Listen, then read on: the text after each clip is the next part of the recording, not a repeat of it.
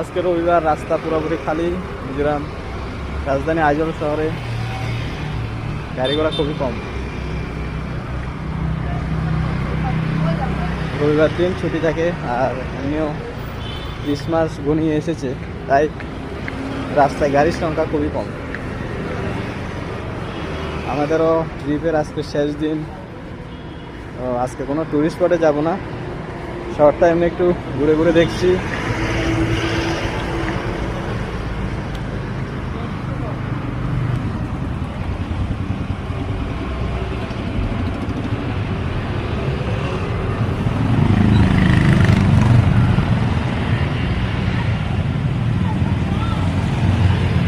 তো আমি কিনতে আছি।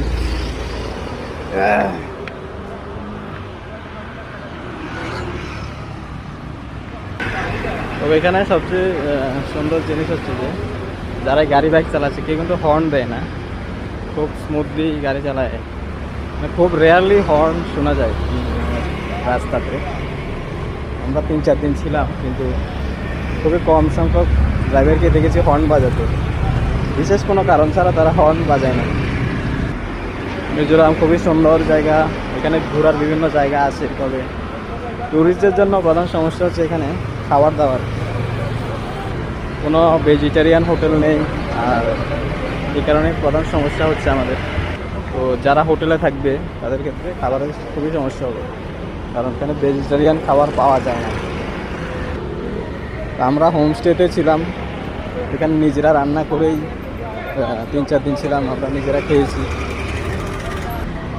এখানে জিনিসপত্রের দাম খুবই বেশি, ঘর ভাড়াও বেশি, তারপরে গাড়ি ভাড়া, বাইক ভাড়া, রেন্ট নিলে এগুলো খুব বেশি। কিন্তু যারাই আসবেন একটু চিন্তা ভাবনা করে, মানে টাকা একটু বেশি খরচ হবে, তবে দেখার অনেক সুন্দর সুন্দর জায়গা আছে এবং মানুষও খুব ভালো।